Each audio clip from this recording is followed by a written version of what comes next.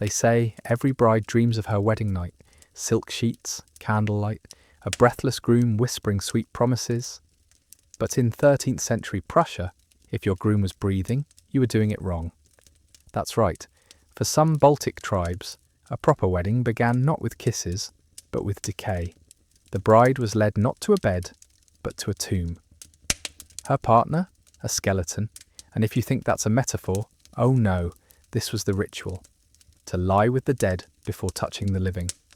Prussia, before the Teutonic conquest, was a dense web of woods, fog, blood, and belief. The land smelled of wet moss, pine tar, and animal fat. The air crackled with pagan chants, and the villages were lit with tallow lamps that smoked like ghosts in the wind. These were not people who separated life from death. They stacked their ancestors' skulls near hearths for wisdom. They whispered to bones. And when a girl came of age, her body didn't belong to her beloved. It belonged to the dead.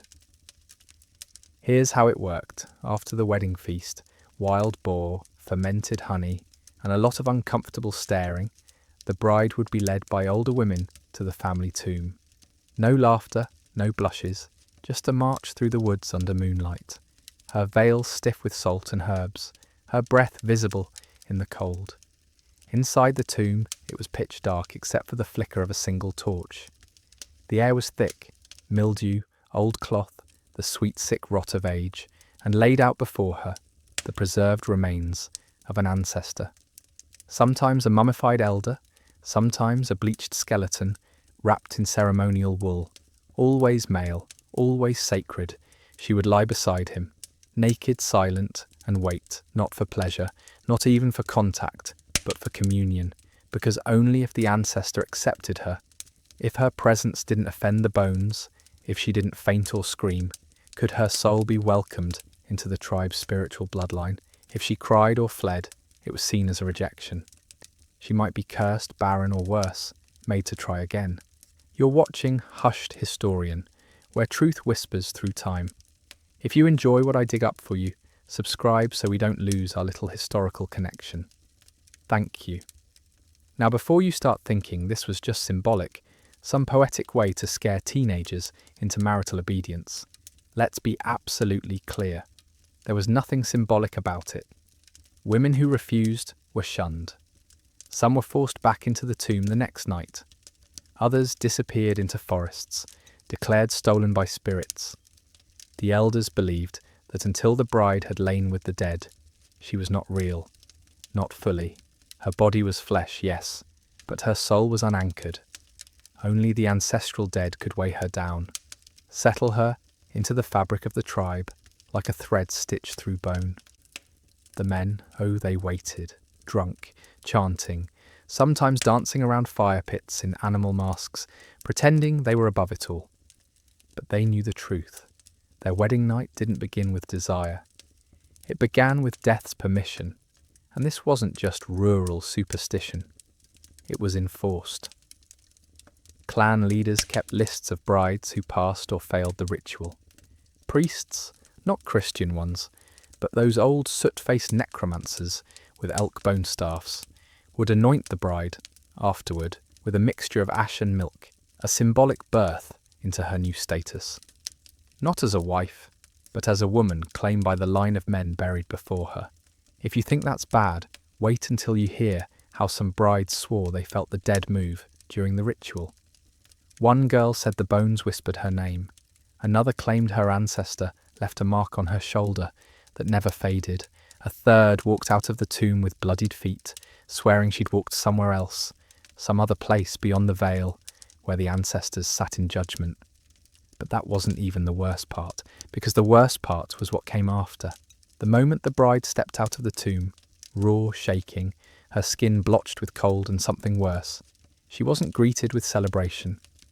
There were no embraces, no kisses, just the sharp-eyed scrutiny of the elder women who studied her like meat at a market. Did she still smell like the grave?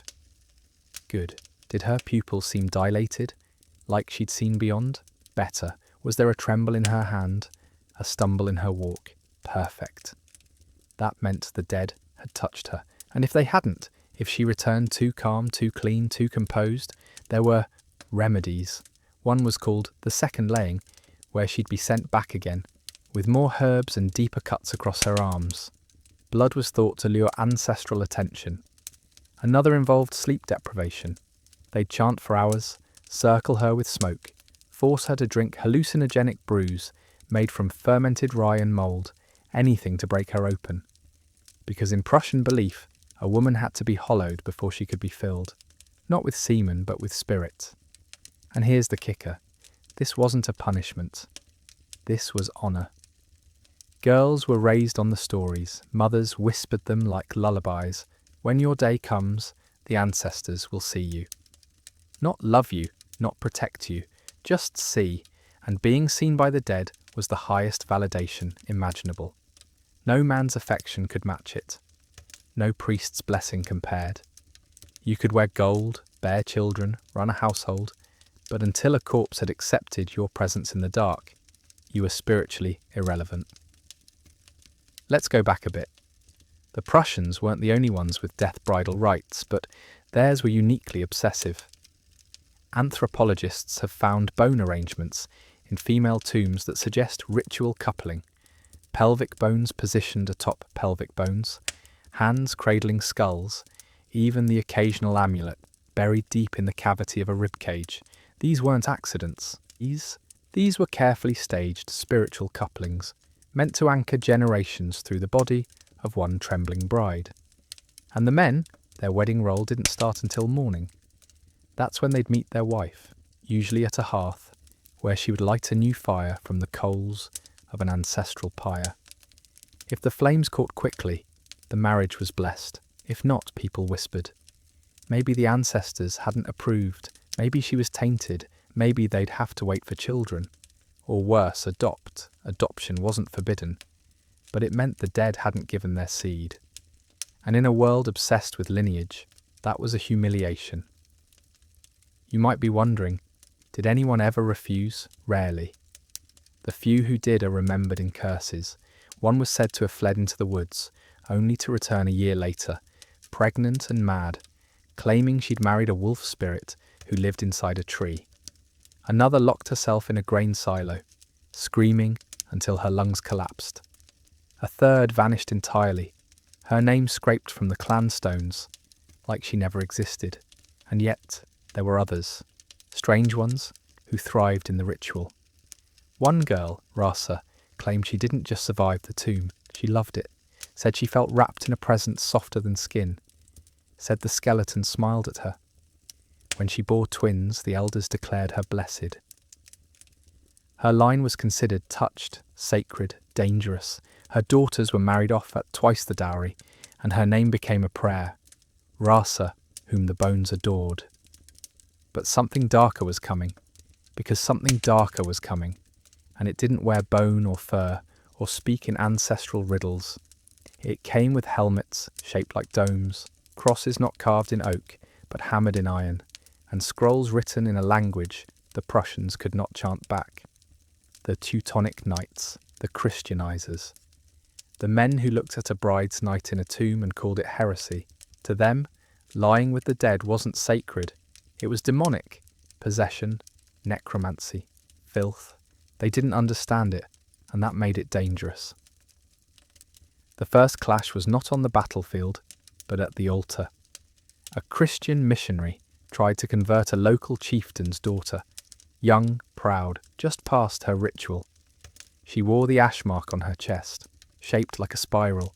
When asked what it meant, she smiled and said, "It means the dead wanted me." The missionary slapped her. She spat in his face. Days later, the village burned, her name erased, her bones taken by the elders and buried in 7 different places to keep her soul from wandering under foreign prayers. But the pressure mounted. Missionaries came by the dozen, preaching shame and salvation in equal measure. They brought food, cloth, promises. They also brought fear. Young girls were told that lying in tombs was no longer a passage. It was a sin. Some believed it. Others faked the ritual, sneaking into empty tombs and whispering to no one. One girl cut a deer skull in half, laid it beside her, and hoped no one noticed. Her grandmother did.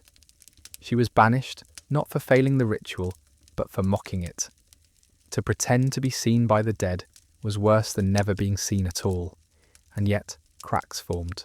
One priest convinced a village to swap their tombs for churches. At first, the people just hid the bones behind the altar, but soon those bones disappeared altogether. Too pagan, said the priest, too primitive. He offered crosses, baptism, and a new story of womanhood, one where the dead were silent and God was watching. Some women were relieved, no more cold tombs, no more silence and judgment, just a white dress and a hymn, but others felt hollow, like their souls had been yanked out, replaced with foreign light that didn't fit. Let's not pretend this was peaceful. The Teutonic Order wasn't known for subtlety. When words failed, they brought swords. One village that refused baptism had its women rounded up and shaved, not as a punishment, but as preparation. "Cleanse them," said the knights, "then God will see them." Their tombs were smashed, bones scattered, ritual objects thrown into lakes. The screams that night weren't sacred. They were the sounds of culture being disemboweled. But even under boots and fire, some secrets clung to life. In hidden groves, old women still lit bone oil lamps. In root cellars, girls whispered prayers in the dead tongue, begging the ancestors to forgive them for the silence. And some brides, God's help them, still crawled into broken tombs on their wedding night, clutching bits of ribcage or jawbone like talismans. They didn't expect magic. They just wanted to feel like someone was still watching. Someone remembered. One tale survives from that era, passed down in scraps. A girl named Milner, born during the burning times, raised on both hymns and howls. On her wedding night, she walked to a demolished tomb, stood in the rain, and sang an old chant until her throat bled. She laid beside a pile of rocks and imagined bones. In the morning, she claimed she saw her great-grandfather. He said, she whispered, that the dead aren't gone, just buried beneath louder voices. If you think that's haunting, wait until you hear what they did to Milner next. Because what they did to Milner wasn't punishment, it was a performance. The Teutonic friars dragged her from the rocks, barefoot and soaked, mud streaked across her cheeks like war paint. They didn't beat her. That would have been too merciful. Instead, they put her on display, tied her to the church post during Sunday sermon, called her Bride of Worms, whispered in Latin that she'd fornicated with phantoms. The villagers were told to spit as they passed. Some did, others just looked away, ashamed of the silence curling in their own chests. The worst part? Milner never screamed, not once. She stood there, as flies circled her lashes, as children threw stones, as her parents looked on without speaking.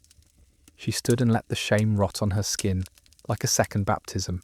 When they finally cut her down, days later, she walked into the forest and was never seen again. Some say she drowned herself. Others say the bones took her back.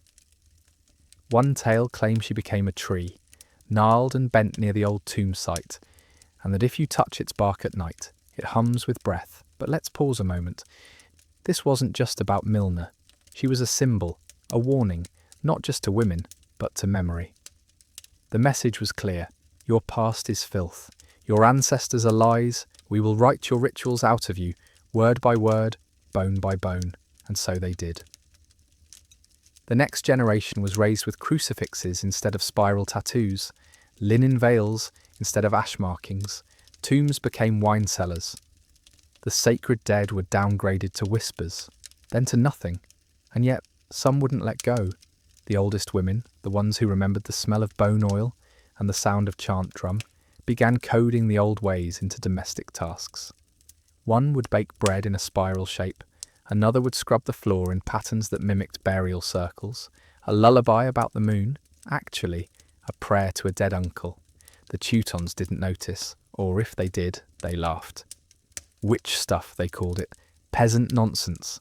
But one boy noticed, a son of a converted Prussian and a German knight, half lost, half furious. His name was Tarnis.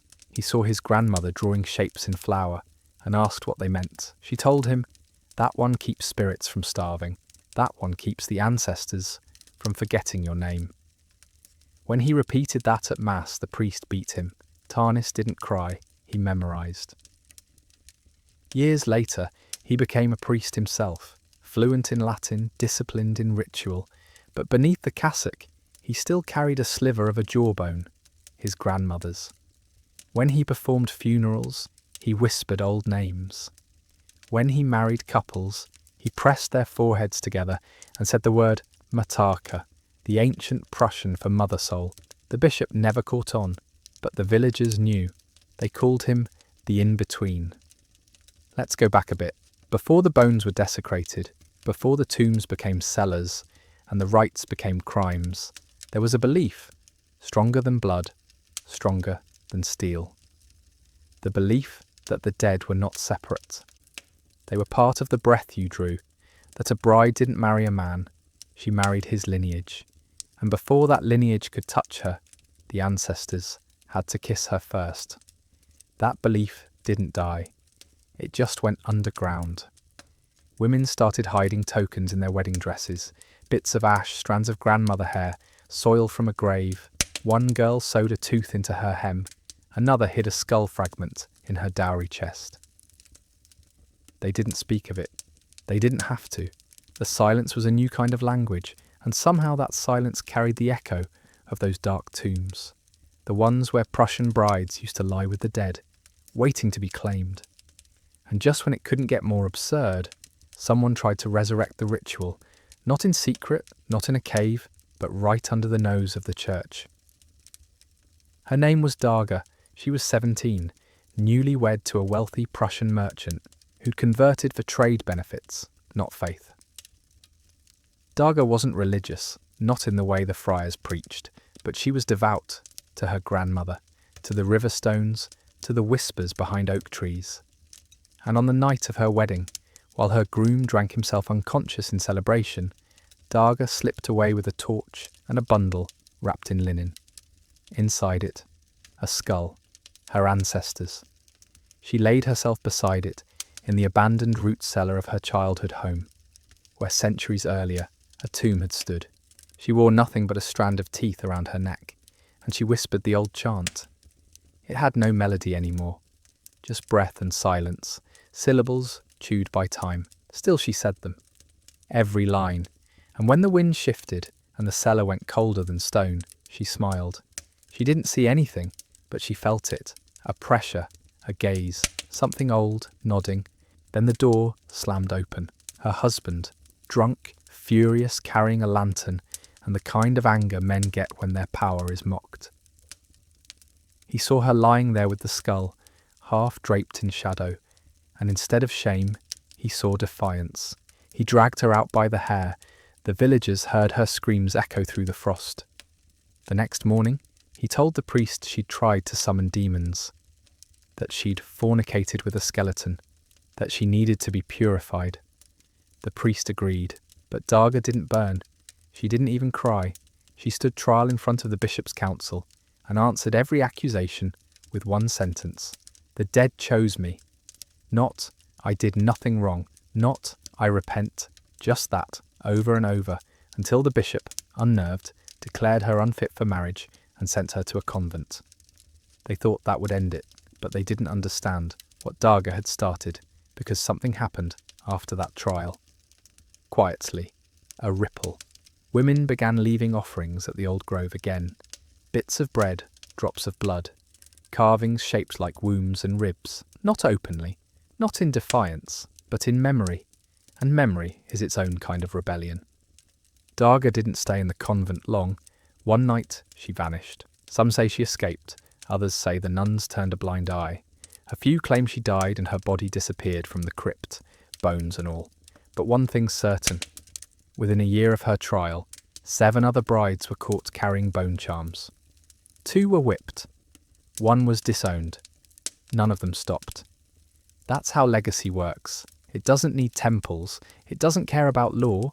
It survives in rituals done half right, in prayers muttered wrong, in gestures too old to explain. Let's go back a bit. Before Darga, before Milner, Before the Christian pyres and forced baptisms, there was a time when tombs were the holiest place a woman could enter.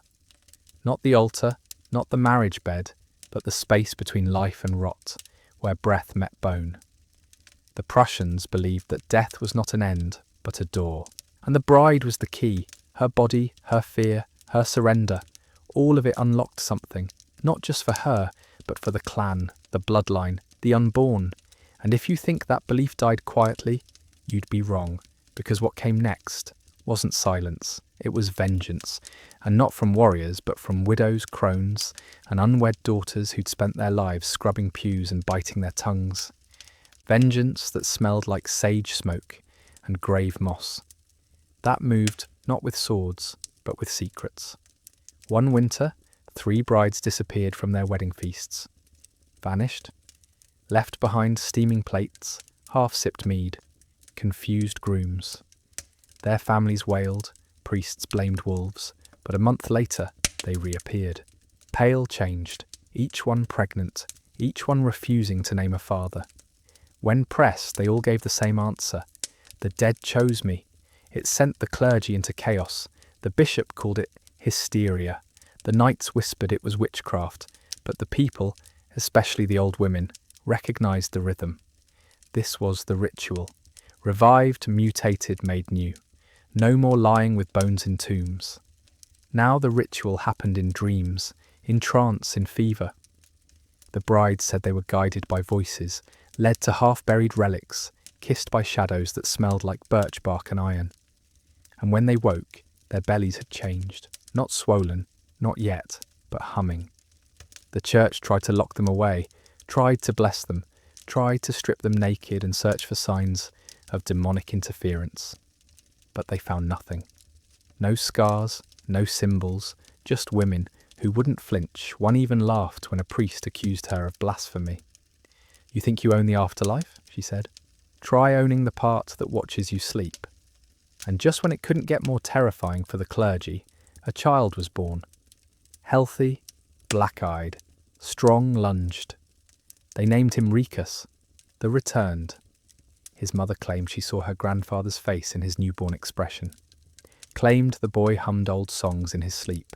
Claimed his first tooth came in shaped like a spiral. She was executed for heresy, but not before whispering to her sister, "Don't let them cut the cord without prayer." That prayer spread like plague. It started as a hum at births, then a chant at deaths. Eventually, it was muttered under breath by girls walking alone at night, and always the same line, "Let the dead see me." That phrase terrified the bishops more than any curse, because it meant the people hadn't forgotten. The ritual, stripped of its bones, burned from its tombs, buried beneath centuries of ash and gospel, had survived. In blood, in breath, in memory. Let's go back a bit. The Prussian understanding of death was never binary. It wasn't about life ending, but about it changing shape. Ancestors weren't gone. They were watching, whispering, waiting to be recognized.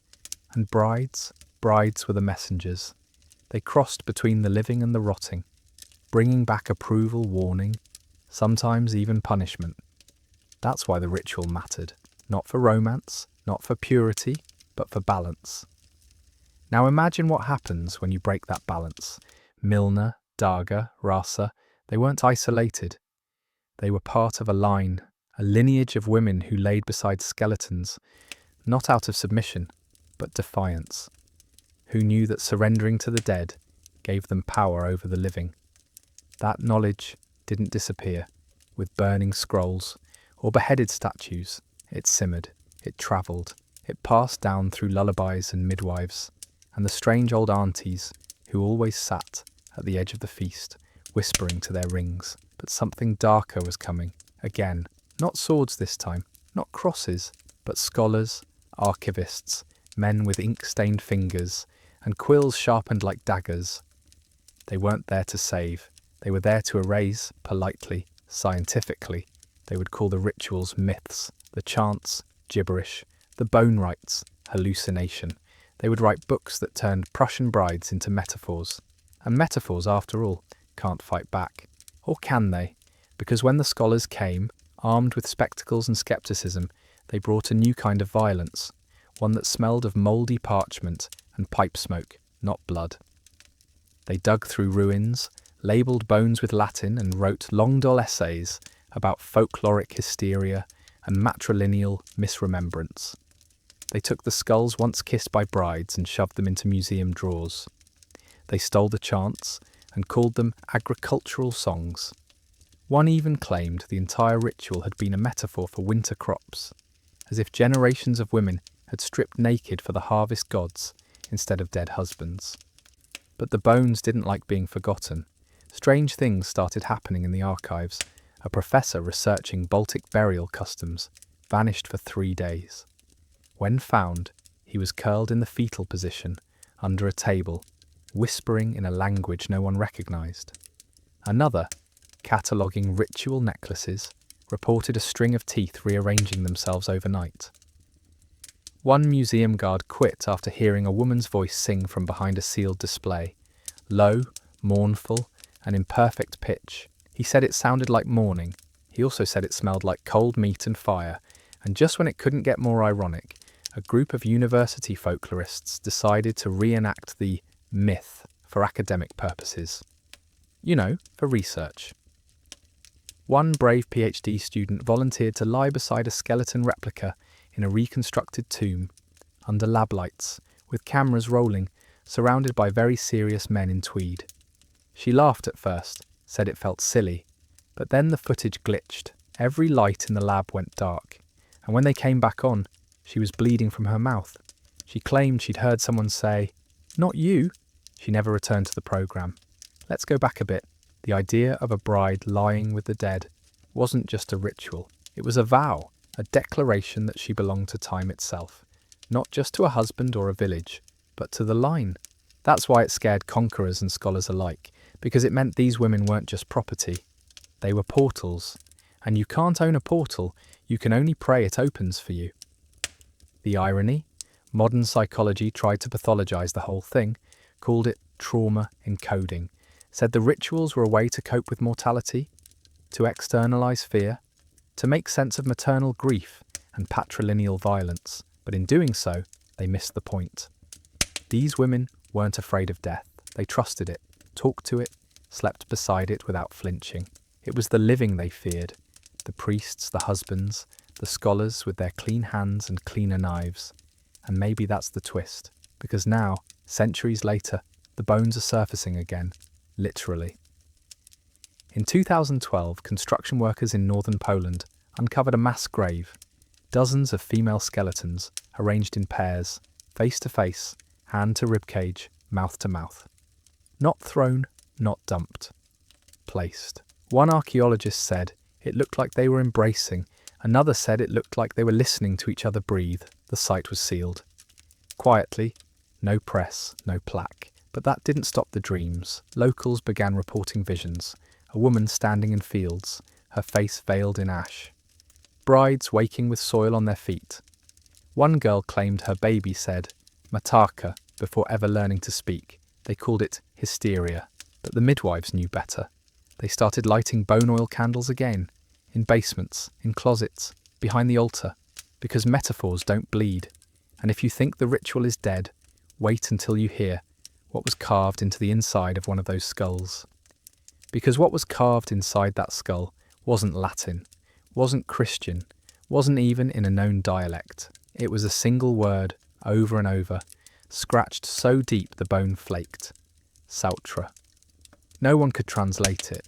Linguists argued over root sounds and regional grammar until someone remembered an old chant fragment recorded by a half-deaf field worker in 1892. A lullaby, sung by a woman with black teeth and cataracts.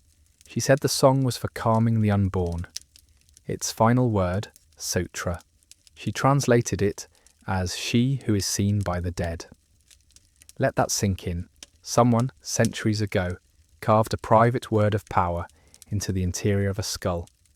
Not to be read, not to be found, but to linger, like breath trapped in ivory. What does it mean when your ancestors leave behind messages? Not for the world, but for the afterworld. Not metaphor, not madness, but legacy. encoded in calcium, and just when you thought it couldn't get more intimate, another skull was uncovered, this one belonging to a child. A girl no older than 13, nestled inside her ribcage, a tiny shard of bone, carved with a spiral. Not from her, from someone else, likely a groom, likely dead. The implication was clear. She had performed the rite early, voluntarily, before marriage, before puberty. The archaeologists went silent. Then they closed the site again. Why? Because no academic wants to admit that maybe, just maybe, these weren't oppressed, brainwashed girls.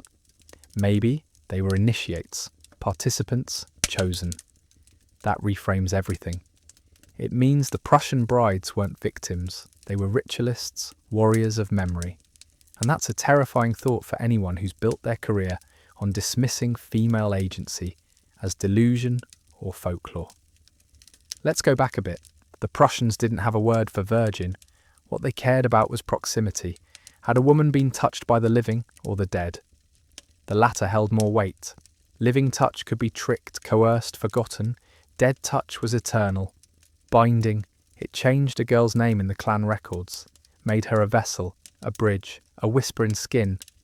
You could lie about a man, you couldn't lie about a ghost, and that's why the ritual lived on.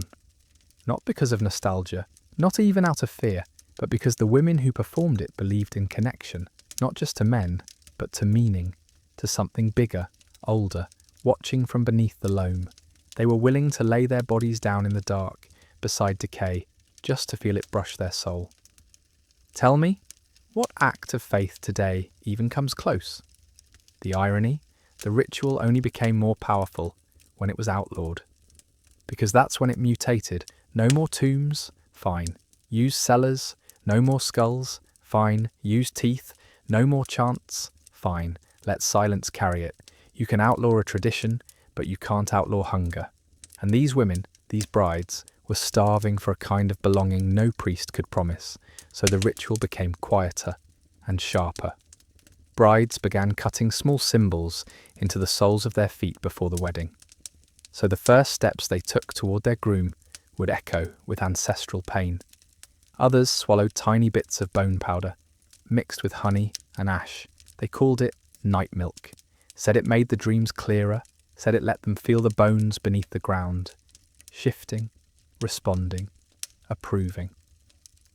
One account, from 1937, hidden in a Polish ethnographer's notebook, tells of a bride who fainted during her wedding kiss. When revived, she claimed her grandmother had spoken through the groom's breath, not a hallucination, a confirmation. She said I was ready, that he was not. If you think that's unsettling, wait until you hear what the bride did after the ceremony. Because what the bride did after the ceremony wasn't madness, it was doctrine. The old kind, the kind etched in jawbones and whispered through milk teeth. That night, after the feast, after the dances, after the groom had passed out from drink and ego, she slipped into the woods, barefoot. She didn't cry, didn't hesitate. She walked until she found the hollow, the old birch grove where her great-grandmother had once lain beside bone. She dug with her hands, nails snapping, knuckles bleeding, until the soil gave way. Then she whispered, "Mataka, I am yours now." And when she returned hours later, her feet raw, her dress stained with loam, she looked at her sleeping husband and did not wake him. Instead, she took the bone fragment she'd hidden in her braid, an old canine, polished smooth, and pressed it to his chest. "He is claimed," she said, "not by me, but by the line." In the morning she was gone. Some say she joined the Ash sisters in the east. Others say she birthed twins with black eyes and voices that echoed like wind in tombs. No one denies she was real. And just when you think the story plateaus, something stranger surfaces.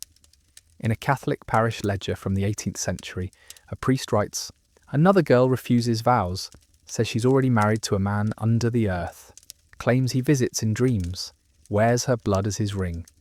The entry ends with the words, "Advised exorcism, unsuccessful. She bit the bishop." Let's go back a bit. When the church erased the rite, they didn't just burn bones, they burned language. Entire dialects vanished. but trauma has memory. And memory, when denied voice, leaks through other cracks. Architecture, cooking, to body, the ritual survived in posture. How a bride stood during her betrothal, in sequence, which shoulder the veil draped over first. In refusal, the pause before accepting wine, the blink before naming the groom. It wasn't performance, it was communication. Code, and some read it fluently.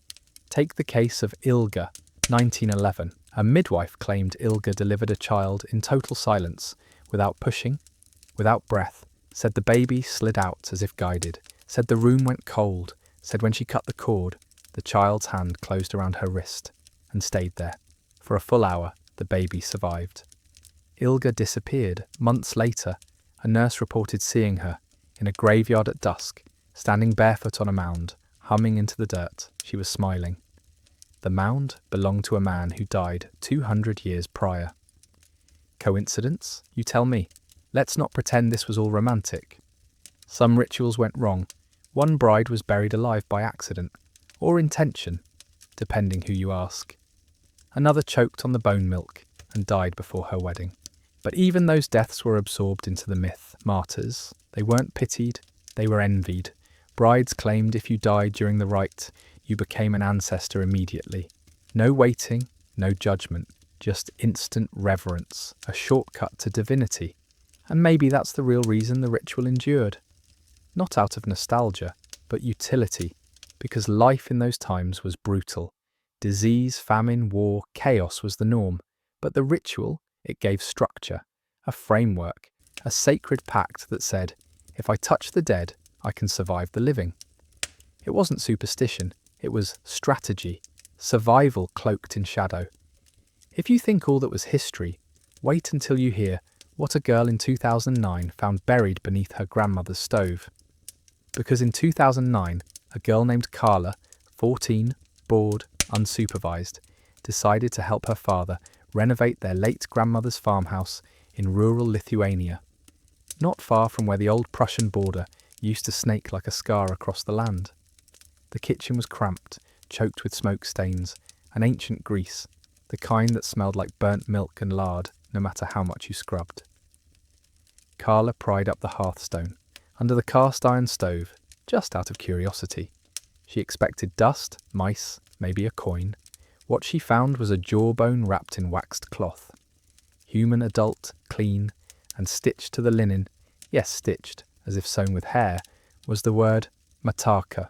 She told no one, not her father, not the workers, not even the priest who came later to bless the renovation. Instead, she hid it in her backpack, and that night she dreamed of a woman with her face but older, bruised, smiling, holding out a bridal veil soaked in what looks like ink but smelled like iron. Carla woke up with blood on her palms and the taste of soil in her throat. She never screamed. She wrote down everything, every colour, every sound, every phrase the woman had whispered into her ear. And that was the beginning of what she would later call the waking. She stopped eating meat, stopped wearing shoes. She refused to enter the church but lit candles in the cellar. Her mother blamed hormones, her father blamed grief, but Carla knew. The bone had called her, not to mimic, not to reenact, but to restore. She found others, online mostly, quiet girls, weird ones, the kind who always stood too close to mirrors or flinched at bells. Some had similar stories, a tooth in a locket, a dream of a voice. One had a spiral birthmark that burned when she bled. They didn't call it witchcraft, they didn't call it heritage, they called it the pull, and it wasn't fantasy. In a chat thread later scrubbed by moderators, Carla wrote, "When I lay down with the skull, I didn't feel haunted. I felt seen, like something ancient opened its eyes and recognized me, like it had been waiting, and now it could sleep." But that wasn't even the strangest part. A year later, Carla disappeared. No note, no trace. Her bedroom left perfectly intact, except the mattress had been stripped. And in the centre of the bed, placed gently, was the jawbone. Clean again, polished, and beside it, a single word written in ash across the bedsheet. Joined. The case went nowhere. Police dismissed it as a runaway. But the midwife in the village, an old woman with cataract eyes and bone bracelets, told a different story. She said Carla had been taken in, that the ancestors had seen her as worthy, that once every few generations someone answered fully. No hesitation, no filter, just surrender. And when that happens, the line doesn't just whisper, it sings. Let's go back a bit. When the ritual was strongest, it wasn't because it was enforced. It was because it was believed, voluntarily, passionately. The brides didn't endure it, they sought it, not because they were desperate, because they were devoted. And that's what made them dangerous. To empires, to religions, to science. A woman who chooses death's gaze over man's touch, that's not just unsettling, that's revolutionary. And Carla wasn't alone, because what happened next, in cities, on trains, in classrooms, made it clear. The line was awake again. And it wasn't asking permission, because when the line awakened, it didn't rise with fire or thunder, it came quietly, like breath on the back of your neck. It flickered in subway windows and whispered through the headphone wires. Girls began vanishing, not from fear, but from choice. Gone from apartments, classrooms, weddings, left behind shoes, teeth, words. Always one word, Mataka. It showed up in lipstick on mirrors, carved into bathroom stalls, etched into the underside of desks in Catholic schools. Some dismissed it as a meme, others as a prank. But midwives knew better, so did coroners. So did the grandmothers who hadn't spoken since the war, but now began muttering again in the kitchen, stirring pots counterclockwise, humming songs with no melody. What does it mean when a myth reboots itself through flesh? One teacher in Vilnius reported 3 girls fainting in the same classroom after reading aloud a 16th century Prussian hymn. They had no history of seizures. One of them woke up reciting names from the village cemetery, names she couldn't have known. Another girl carved a spiral into her thigh during a sleepover, saying she dreamed it was a map home. Her parents sent her to therapy. She told the counsellor, "You don't get it, I'm not sick, I'm seen." Let's go back a bit. There was a time when being seen by the dead wasn't just ritual, it was identity. It meant you were part of something older than breath. The clan, the soil, the chain of touch from womb to womb, from bride to corpse and back again.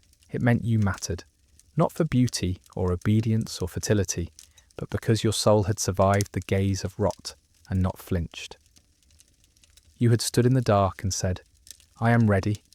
That's not trauma, that's devotion, and it scared the hell out of anyone who thought control was their birthright.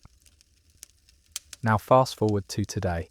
Watch as bridal stores in the Baltics start reporting thefts, not of dresses, but veils, specifically vintage ones. Watch as a trend erupts on fringe fashion forums, girls dyeing their feet black before weddings, citing ancestral grounding.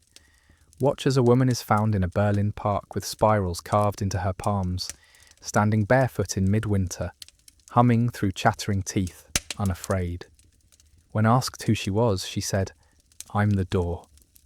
And just when you think it's gone too far, a researcher from a minor university posts a thread, now deleted, claiming he found a coded pattern in centuries of marriage records. That girls named after flowers, Ruta, Lilia, Rosia, were disproportionately associated with unexplained disappearances on their wedding night. He suggested it might be a cult. He was laughed off the internet. Then he vanished. The last thing he uploaded was a photo of a jawbone wrapped in waxed cloth. Sound familiar? This isn't hysteria. It's memory clawing its way back up through centuries of soil and shame. And it doesn't care if it makes sense to you. The girls aren't asking for approval. They're not reenacting history. They are the history, rebooted, reborn, unrepentant. And they don't want husbands. They want silence, dark earth bone, but not just any bone. It has to be chosen, ancestral claimed. You can't fake this. The dead know when you're pretending. That's why the rites had to be passed down in blood. Not written, not filmed, not stored, only remembered. That's the only way it survives. And what happens when something that ancient wakes up inside a modern girl? a girl raised on plastic and prayer, who suddenly feels her hands itch for soil, her tongue curl around syllables. No one taught her. She doesn't run. She digs. And if you think that's poetic, wait until you see what she finds beneath the floorboards. Because what she finds beneath the floorboards isn't gold or letters or relics. It's a rib. Small human, tied with red thread and wrapped in birch bark. When she touches it, her ears ring. Not with sound, but with silence. Not the absence of noise, but the presence of something listening. The rib is warm, not fresh, just remembered, like it has absorbed centuries of breath and grief and bone oil chants. She doesn't tell her parents, she doesn't tell her friends. She carries it in her pocket, next to her skin. And that night, she dreams of a wedding. But she's not the bride, she's the officiant, standing between a woman and a shadow shaped like smoke and teeth, whispering words she doesn't understand, but somehow knows. In the dream, she raises the rib and says, "He accepts you." When she wakes, the rib is in her hand, and her pillow smells like pine tar and decay. She doesn't scream. She smiles, because now she knows. She's not crazy. She's chosen. And just when it couldn't get more layered, her school principal calls her in to discuss her recent essay, a piece titled Legacy of Breath, Mataka and the Myth of Female Reclamation. He's pale, sweating, says he found her language disturbing. It reads like a confession, he says, or an invitation. She says nothing, just stares at his throat until he starts to cough. He suspends her. That afternoon, the janitor finds the word mataka carved into every desk in the classroom, not scratched but burned in. Let's go back a bit. Long before the ritual became taboo, it had rules, structure, ethics. You couldn't just claim the dead. They had to accept you. That's why the bride fasted for days. Why she lay in the tomb with bare skin and ash on her tongue. To show humility. To ask for entrance, not demand it. If the bones didn't answer, you weren't ready. If they did, you were marked. Not just spiritually, but physically. Some brides woke with bruises shaped like fingers, others with bite marks on their thighs. One woke with hair white as snow, and never aged another day. These were not ghosts, these were ancestors, specific, named, venerated not out of fear, but because they were the only ones who truly understood what was owed. The ritual wasn't for comfort, it was for clarity. It said, this is what we came from, and if we forget it, we rot. That kind of knowing, it doesn't vanish, it waits, and it's waiting now. Because that girl with the rib, she's not alone. Across the region, similar discoveries are surfacing. A femur in a child's toy chest, a molar wrapped in silk inside a piano bench, a spiral carved into the base of a baptismal font. None of it officially acknowledged, but midwives, again, know. They're getting visits. Quiet ones. Teenagers, university students, even mothers, all with the same question. Do you remember? And the midwives answer with the same question back. Do you? Because that's the test, not belief, recognition. And if you think the modern world can contain this resurgence with logic, or therapy, or hashtags, you're missing the point. This isn't about belief systems. It's about systems of return, about rituals stitched so deep into flesh, it pulses under the skin, waiting for the right voice to call it back. And just when you think this girl's story will play out like Carla's, with disappearance or madness or sainthood, it doesn't, because she doesn't leave. She invites, she hosts a gathering, and what happens at that gathering will make everything that came before feel like a lullaby, because what happens at that gathering isn't a seance or a cosplay or a TikTok trend. It's a ceremony, held in the bones of a burned-out church, stone walls blackened with soot, roof long gone, ivy spilling through the broken stained glass. Like veins in a corpse, the girl, she never gives her name, lights 7 candles and lays the rib in the centre of the floor. She says nothing, doesn't need to. The others arrive silently, one by one, summoned not by invitation, but by recognition. Girls with moon-burnt shoulders, boys with ash-ringed eyes, women with spiral tattoos drawn in bruises and ink. No speeches, just presence. They sit in a circle, not for symbolism, but for function.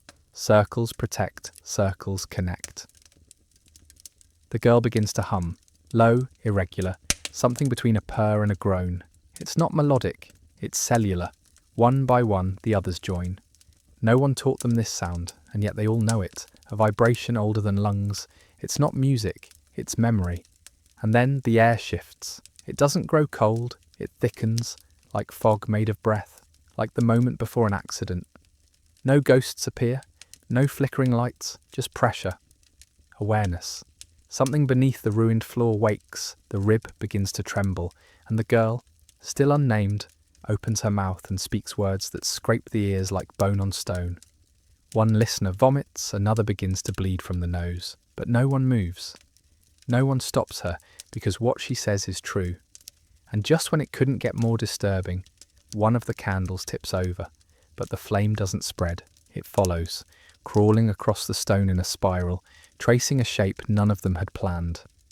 When it finishes, the shape glows, not with fire, but with heat, like skin that's just been kissed. The girl places her hand in the centre and whispers, "He chooses us. Let's go back a bit." The original rites didn't allow for groups. The bride entered the tomb alone. It was about one soul, one lineage, one vow, but this was different. This was plural, collective, communal, and that changes the math, because one bride lying beside a skeleton is a scandal, but 10, a congregation, a movement, a threat, and threats get noticed. Within days, rumours spread. Someone posts a blurry video of the circle online. The sound distorted, but the hum still audible. Commenters report migraines, nightmares. One claims their grandmother's urn fell from a shelf while the video played. Another swears they saw their own name written on the candle wax. The clip is taken down, but not before it's downloaded, archived, replicated. You can't erase a hum once it's been heard. Not really, it stays like tinnitus, like grief. And then come the countermeasures. Local priests perform emergency masses. Parents pull their daughters from school. One bishop warns of a dangerous revival of pagan feminine delusions. But he stutters when he says it, because deep down, he knows. This isn't delusion, it's design. One rooted not in hate, but hunger. Let's not forget that hunger was always part of the rite. The bride fasted, the ancestors feasted, but what no one ever asked is, what happens if the dead get hungry first? What happens if generations of silenced women, buried unmarked, unmourned, begin to call back? The answer stands in the ruined church, hand still resting on the glowing spiral, her eyes closed, her mouth wet with ash, and when she opens them, she doesn't look around. She looks down, because something beneath the stone has answered, and it's not asking for a kiss, because what answered from beneath the stone didn't speak. It didn't need to. The floor began to pulse, not tremble, not shake, but pulse, like breath held too long, like a heart trying to remember its rhythm after centuries of silence. The girl kept her hand on the spiral, and for a moment her eyes rolled white, not from possession but comprehension. She wasn't scared. She was learning. From below, from the marrow of history, something ancient was teaching her the next step. Not a vision, not a prophecy, an instruction. The others watched, not moving, not questioning. Each of them could feel it, deep in the soles of their feet, like cold fingers curling through the cracks in the stone. It didn't hurt, it claimed the silence in them, claimed the losses, the betrayals, the mothers who never spoke, the aunts who vanished, the girls who smiled too tightly for too long. All of it gathered in that pulse, and when it stopped, when the stone exhaled, they exhaled too. Then the girl stood up. She lifted the rib with both hands, not like a weapon, like a key, and she whispered something no one understood, not because it was gibberish, but because it wasn't for them.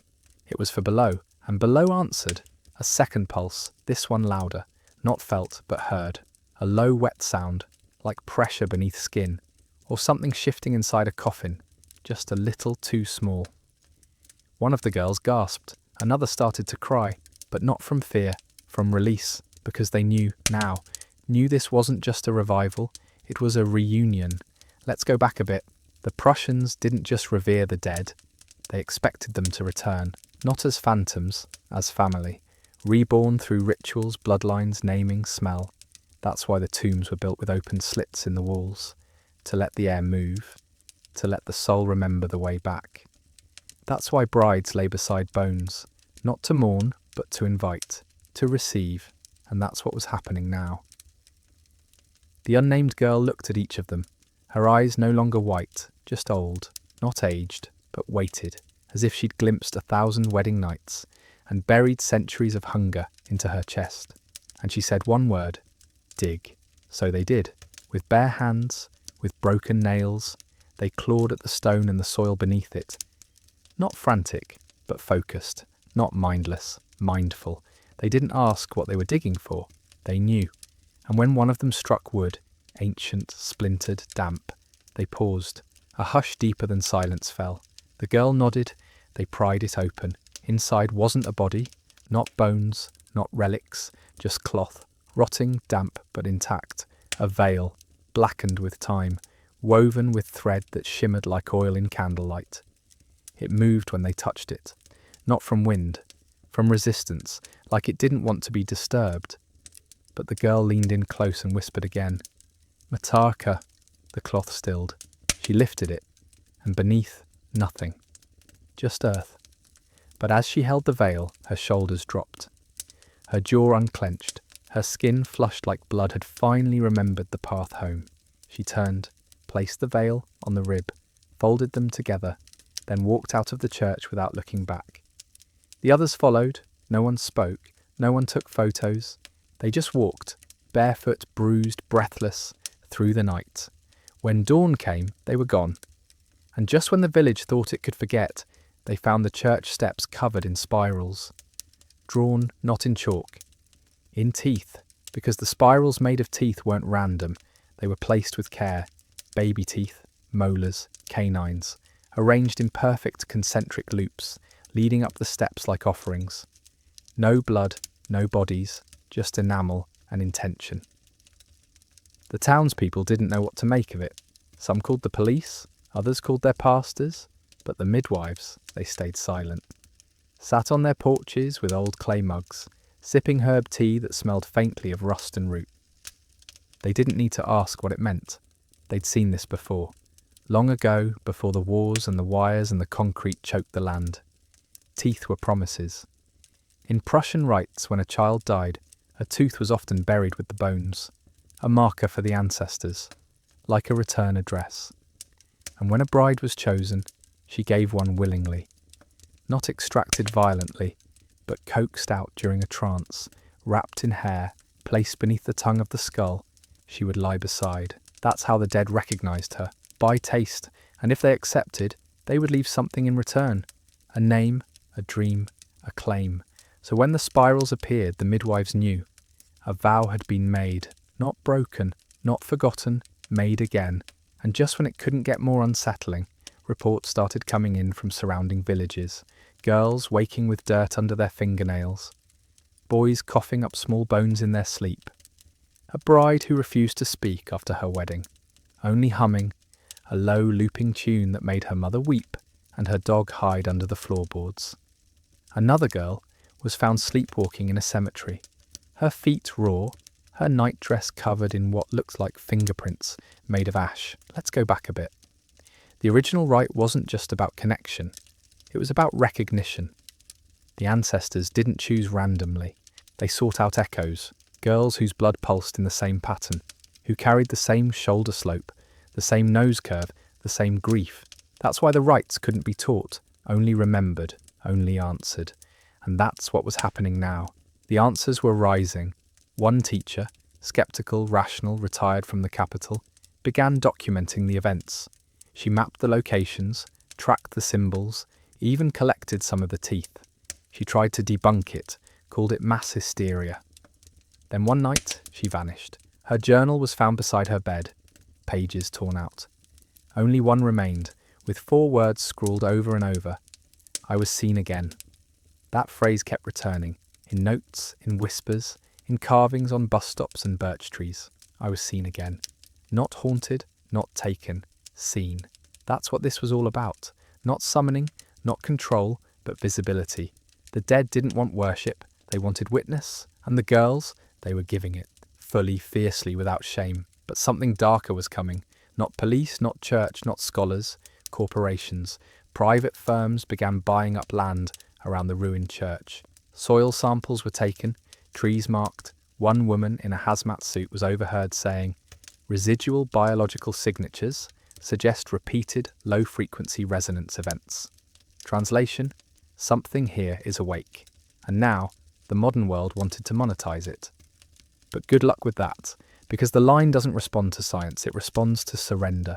You can't bottle reverence, you can't code trance, you can't 3D print a ritual whispered through teeth and blood. And every time they tried to document it, something went wrong. Equipment fried, files corrupted, batteries drained. One drone sent to scan the ruins crashed into a tree. The footage, when recovered, showed a blur shaped vaguely like a woman with her hands outstretched, mouth open in a silent scream. So the spiral grows, and the line stretches wider.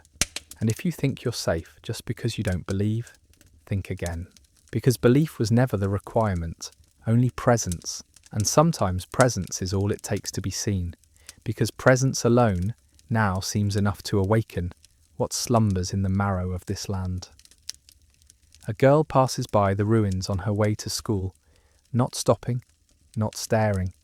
And that night she dreams of a staircase built from ribs, leading down into warm blackness. A man takes a shortcut through the forest, where the teeth spirals once lay, and for weeks he smells bone smoke in his house, even after scrubbing every corner with vinegar and salt. And a little boy, 5 years old, starts speaking fluent Old Prussian in his sleep, a language no one has taught in 600 years. Coincidence? The villagers stopped using that word months ago, and just when it couldn't get more uncanny, a pregnant woman reports waking each morning with her belly covered in faint ash spirals, always smudged, always slightly different. Doctors blame friction, hormones, nightmares, but she knows better. She says the baby kicks when she chants under her breath. She says it stops moving if the church bells ring. Her husband wants to move. She won't let him. She says the baby is listening. Let's go back a bit. In the old rite, conception was sacred but secondary. It wasn't about fertility. It was about continuity. The ancestors didn't care if you bore children. They cared if you bore memory. If the line could live through your lips, your bones, your presence.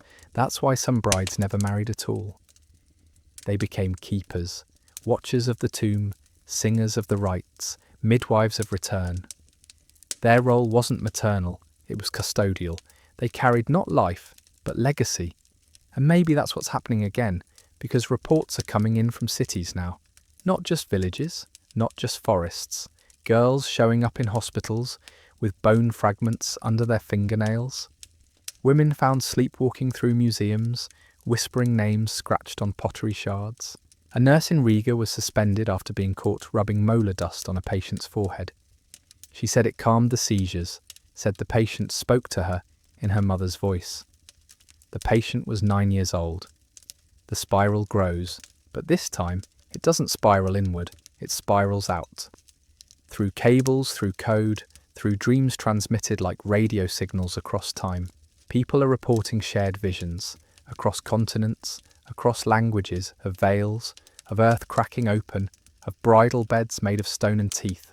One thread online, posted under a false name, described a ceremony in perfect detail, word for word, matching a 13th century Prussian account. The user deleted their account 2 minutes later, their IP traced to a nursing home in Sweden. The poster, an 86-year-old woman who hadn't spoken in 5 years. So now the scientists are nervous.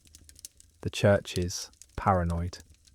The parents, silent, because deep down, even if they don't say it out loud, they recognise what's happening. Not because they've read the history, because their bodies know, because somewhere in their own bones, dust remembers dust, because the ground hums when they walk over it, and their dreams no longer belong to them. And what of the girl, the one who found the rib, who lit the candles, who placed her hand in the spiral?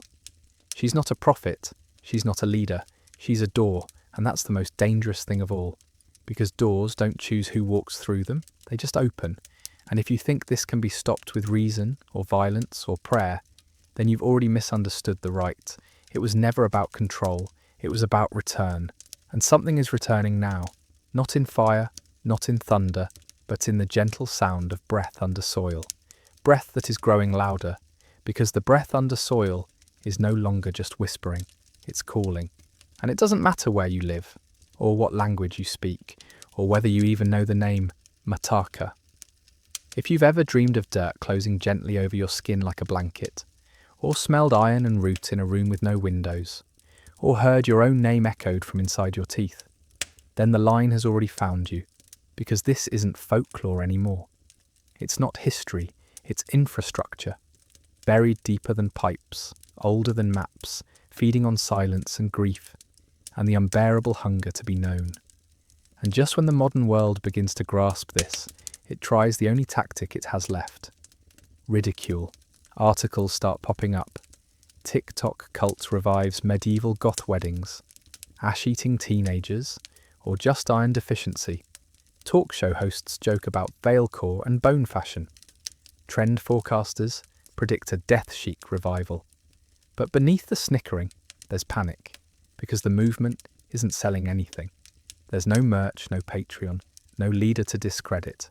It spreads not through content, but through contact. Eye contact. Blood contact. Dream contact. One reporter tracks down the site of the ruined church, now fenced off, posted with security cameras and warning signs about ground instability. He hops the fence, records everything. By the time he uploads the footage, he's shaking. In the background of one frame, just for a second, you can see a face, not in the light, in the shadow behind a broken pillar. Its eyes aren't glowing, they're remembering. The video is deleted within the hour. The reporter checks himself into a psychiatric hospital 3 days later. Diagnosis: sleepwalking. Prognosis: his teeth keep falling out. Let's go back a bit. There's a reason the bones were buried deep. Not because they were ashamed, because they were anchored. In Prussian belief, the dead didn't just wander. They were moored, like ships, held in place by memory, ritual, and flesh. That's why the rites required physical contact, not for sentiment, but for traction. The bride touched bone to give the ancestor permission to move, not to haunt, to help, to rise up and remind the living of who they were before fear and shame rewrote their bloodlines. And now, without formal rites, the pull is uncontrolled. The dead don't wait for permission. They rise when called, even by accident. Even by girls who just wanted to feel something real. One teacher, mid-lecture, collapses. When he wakes, he begins reciting a wedding oath in a dialect last spoken in the 1200s. Students film it. It goes viral. They think it's a stunt. Until the teacher walks out, barefoot, into the snow, and doesn't return. His shoes are found 2 days later beside a spiral made from goose feathers and fingernail clippings. No one jokes after that, because now it's happening everywhere. A bridal shop in Warsaw shuts down after 3 veils twist themselves into ropes overnight. A girl in Estonia breaks her leg and bone dust pours from the wound. A newborn in Helsinki is born with a spiral birthmark on each shoulder. One clockwise, one counter. The doctor who delivers her dies in his sleep that night. His daughter claims he smiled before he stopped breathing. And the unnamed girl, the first one at the door, she hasn't spoken in weeks, not because she can't, because she listens. All day she kneels in the old grove where the veil was found, eyes open, mouth closed, as if waiting for a question that hasn't been asked yet. No one dares interrupt her, even the birds stay quiet. Because something's coming, not from the sky, not from hell, but from below. And when it arrives, it won't ask your name. It will say, "I've seen you before." Because that voice, the one that says, "I've seen you before," doesn't sound like thunder or wind or rage. It sounds like your mother's breath when you cried, like the rustling of blankets in a childhood bed, like the crack of bone and wood settling in a long-forgotten attic. It doesn't speak from outside you. It unwraps itself inside your ribs like it's always been there, just waiting for silence to clear a path. And once you hear it, truly hear it, you realize it knows more about you than your lover, your therapist, your God. It doesn't judge, it doesn't soothe, it claims, not with cruelty, with calm. And just when you think it's done, it asks for something back. Not a vow, a tooth. That's how it spreads now. Quietly, bodily, irrationally. Girls waking with blood in their mouths, not from violence but absence. Teeth gone, no sign of trauma. One girl finds her missing incisor nestled in her underwear drawer, wrapped in black thread. Another discovers a molar in her shoe at her wedding rehearsal. She throws up on the spot, cancels the ceremony. The fiancé leaves. She doesn't care. She starts writing a language no one recognizes, but that makes dogs howl and mirrors blur. Let's go back a bit. You remember Carla, the girl from the beginning? The one who vanished? They say she's dead. They say she ran away. But there are sightings, grainy photos from train stations, market squares, libraries, always the same figure. Tall, veiled, barefoot, holding a candle that doesn't flicker. She never speaks. But when she walks past, electronics glitch, babies cry, elderly people clutch their chests. Not in pain, but awe. One man swears she walked by him, and he smelled his mother's deathbed. Lavender, old skin, morphine, prayer. So maybe Carla didn't vanish. Maybe she crossed over, not into heaven or hell, but into remembrance. And maybe she's not alone, because now children are singing songs in the schoolyard. Songs no one taught them. Songs that rhyme in dead languages. Spiral patterns are showing up in wood grain, in spilled milk, in frost. A woman in Berlin finds her daughter carving symbols into the walls with a fork. When she scolds her, the girl whispers, "Don't worry, it's for them. They don't like to be forgotten." That night, the mother dreams of her own grandmother's hands, braiding her hair with teeth. She wakes up sobbing, grateful, afraid. And yet, there's no cult, no headquarters, no doctrine, just girls, women, doors. And those willing to listen, willing to remember, willing to open themselves to a memory so old it no longer cares about civilization's furniture. The line doesn't ask for your virtue, it asks for your vulnerability. Your body, flawed and full of grief, is the altar. Your silence is the prayer. Your presence is the offering. But that wasn't even the most disturbing part. A new phenomenon has begun. People aren't just dreaming of the right, they're witnessing it in real time, in cafes, on buses, on stairwells. Girls standing still for minutes at a time, eyes wide, limbs slack, as if someone else is peering out through them. And in those moments, clocks stop, lights flicker, the air thickens, and when they return to themselves, they don't cry, they smile. One girl said afterward, "I wasn't alone, I've never been so not alone." And that smile, it's not ecstatic, it's ancient, because what's waking up doesn't want applause, it wants completion. And it's nearly there, because completion doesn't look like an apocalypse. It looks like a dinner left uneaten, a wedding dress untouched in its box, a prayer cut off mid-whisper, because the air went thick, and someone across the room started humming, softly, rhythmically, as if syncing to a drum beat no one else could hear. It looks like that silence right before thunder, when everything goes still and your skin forgets how to belong to just you. Completion isn't chaos, it's coherence. It's the world beginning to make a kind of sense you were never supposed to understand. Until now, and just when people start to believe it's calming down, that maybe the phenomenon has reached its peak, the stillbirths begin to speak. Yes, you heard that right. One hospital, then another, all across Eastern Europe. Mothers who had given birth to silent, breathless infants, some minutes, some hours, some even days after, reported hearing murmured phrases while holding them. Not hallucinations. Words, old words, Prussian words. One midwife wept in the hallway. After a mother swore, her baby whispered, "Return the teeth." Another infant was heard muttering a lullaby in a dead grandmother's voice before going still again. Doctors called it post-trauma auditory projection. Midwives called it recognition. Let's go back a bit. In the original rites, infants were often offered to the tomb, not as sacrifice, but as messengers. Souls unformed, unburdened, perfectly transparent.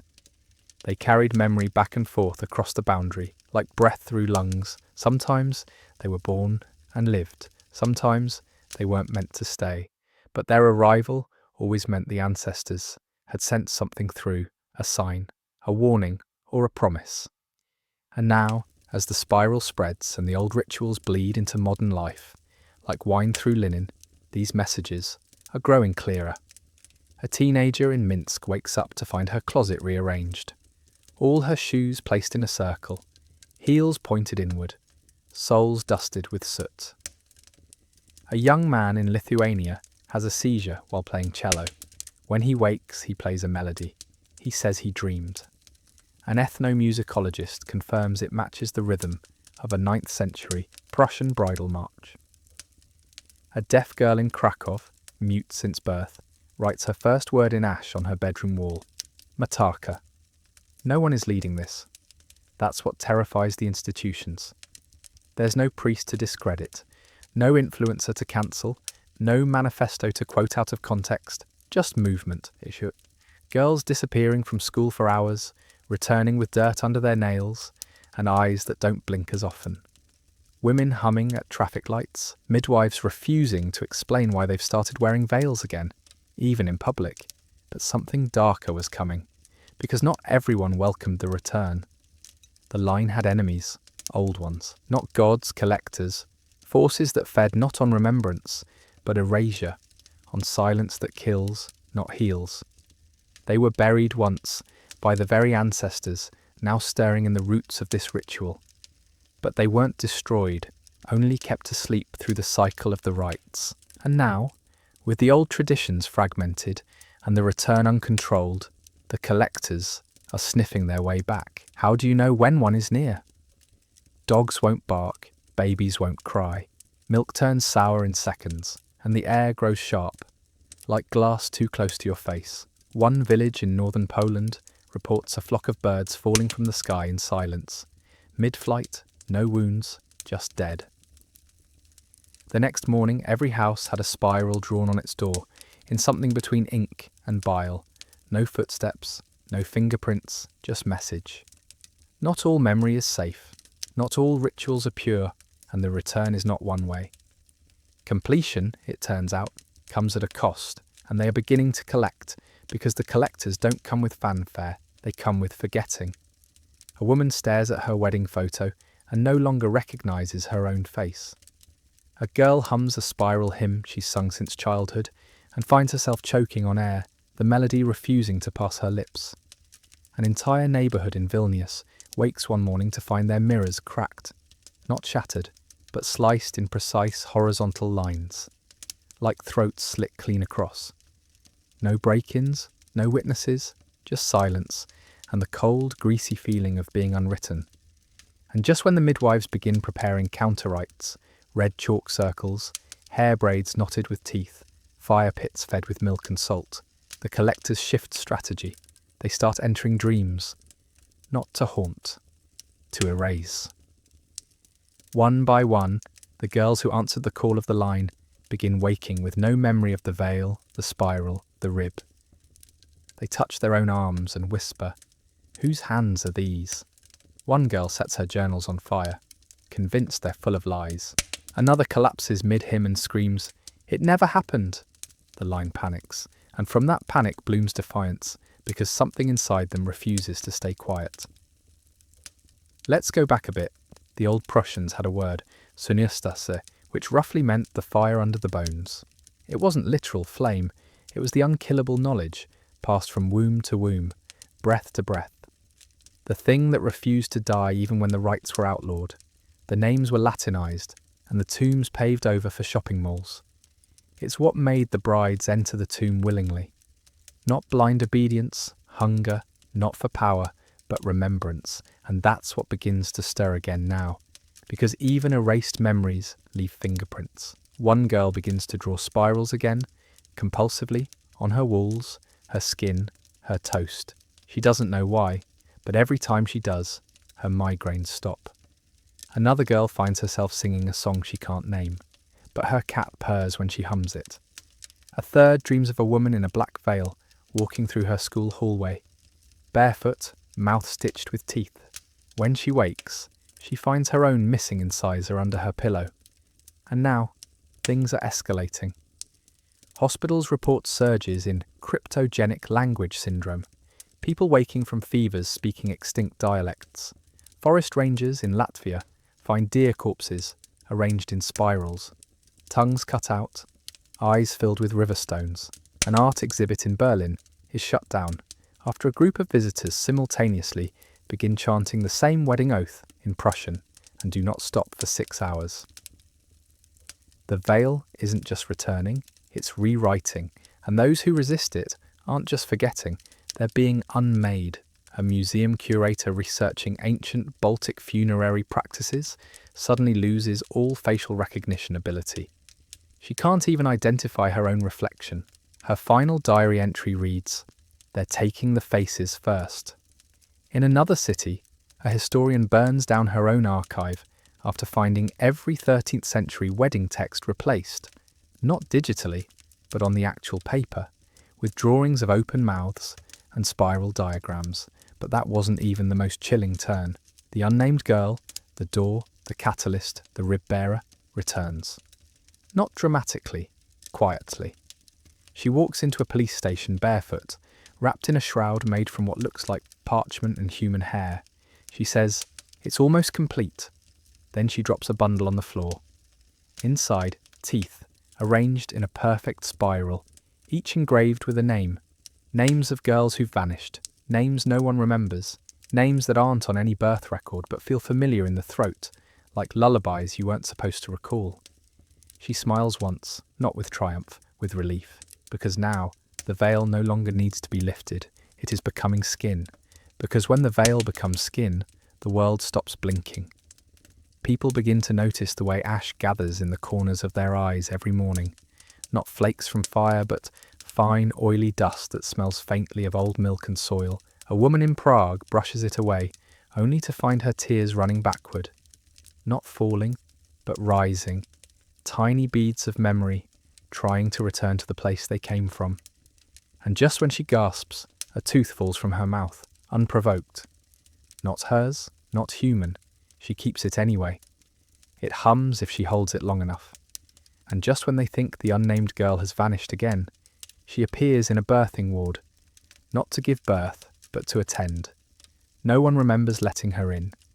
But there she is, veiled, hands clean, eyes closed, standing at the head of a woman in labour. The woman doesn't scream. She sings, not in pain, in rhythm, each contraction, another verse of an ancient hymn. When the child emerges, wrapped not in blood, but a fine grey film, the girl nods and leaves. She doesn't look back. The baby opens its eyes and laughs. Let's go back a bit. The veil wasn't just a symbol of transition. It was the interface between breath and bone, between silence and speech, between who you were and who you never stopped being. Brides wore it not to hide, but to transform. Once you stepped behind it, you weren't yourself anymore. You were every woman before you, every death, every wedding, every unspoken truth laced into the teeth of your ancestors. Like a charm. The veil erased your name and replaced it with the sound of recognition. Now that transformation is spreading without consent. One man wakes to find his wife, humming in her sleep, face turned toward the wall, her hand tracing a spiral in the bedsheet. He touches her shoulder. She says, "Not now." She's still chewing. A teenage boy sketches a girl in his notebook, a face he swears he invented. His grandmother weeps when she sees it. "That's your great aunt," she says. "She drowned in her veil before the war." The boy hasn't drawn since, but that wasn't the worst part. Because now, people who have no ancestral connection to the right, no Baltic blood, no Prussian bone, are being pulled in. An Ethiopian girl in London faints at a bridal boutique. A Japanese woman dreams of being buried under birch bark, while veiled figures dance in spirals above her. A Syrian child utters a word that makes her father collapse in prayer, whispering, "That was my mother's wedding name, but how could she know?" It's not about blood anymore. It's about proximity. The line has frayed, yes, but it's also widened. And now, those who merely witness, who dare to listen, are drawn in. The veil wants visibility, and visibility, in a world of lenses and screens and satellites, spreads like mould in humidity. It only takes a glance, a hum, a hand placed unknowingly in the dirt of a forgotten graveyard. And once it touches you, it doesn't ask you to believe, it asks you to remember. So the spirals return, drawn in subway condensation, sewn into scarves by trembling fingers, printed in the bark of trees struck by lightning. One appears on a hospital ceiling in burnt sugar. A nurse quits on the spot, saying she heard the words, "Mataka, forgive me," in her sleep 3 nights in a row. And the girl? She's not a girl anymore. Not really. She moves with the stillness of memory, sits at the edge of crowds, whispers into trash fires and storm drains. People pass her without seeing, until they do, and then they never unsee her, because the veil has entered the air, the spiral has entered the skin, and what comes next doesn't ask for permission. It only asks, "Do you know who you were?" Because the question, "Do you know who you were?" isn't rhetorical, it's invasive. It slips under your skin like a splinter and festers until your dreams bleed. Questions. Your waking mind can't answer, and just when you think you've shaken it, you walk past a mirror and don't recognize your own eyes, not because they've changed, because they're older now, and not just yours. Every reflection, in windows, puddles, cutlery, seems to stare back with a depth that doesn't belong in the present. You're not alone in your face anymore. And just when it couldn't get more disturbing, the spiral changes shape. It elongates, begins forming double loops, like linked wombs or twisted limbs. They appear in ceiling cracks, bruises, the way spilled coffee creeps across a table. A linguist studying ancient Prussian runes goes blind after decoding one of the new spirals on a subway wall. His final translation, recorded on tape before he collapsed. We return, not as memory, but as marrow. Let's go back a bit. One of the oldest Prussian funerary songs, long thought lost, was discovered etched in bone. Literally. A thigh bone found buried beneath a crumbled tomb bore not carvings, but subtle ridges in the density of its mineral structure. When scanned with sonic mapping, it played a rhythm, not a melody, a pattern, a sequence mimicking breath, weeping, and laughter. Scholars dismissed it. The midwives did not. They called it the hum beneath grief. The same hum now vibrating in the lungs of girls across Europe. The same hum cracking the silence of hospitals, convents, maternity wards. One midwife in Tallinn sits by her fireplace, rocking an empty cradle. When asked what she's doing, she says, "She's not ready yet, but she's listening." Her hands are covered in soot. She smells of milk gone sour. She has no children of her own. Never did. But her walls are covered in names, hundreds of them, each written in teeth. But that wasn't even the real twist, because now the collectors are speaking back. For centuries, they were silent, feeding off neglect and forgetting. But something in this new ritual, uncontrolled, unbound, electric, has agitated them. They no longer just erase, they infiltrate. A priest in Vilnius gives a funeral sermon that sounds normal until you slow the recording. Hidden under his words is another voice, low, feminine, whispering, "Bind them, reopen the mouth." A radiologist in Austria analyses an MRI of a seizure patient and finds spiral structures forming in her hippocampus.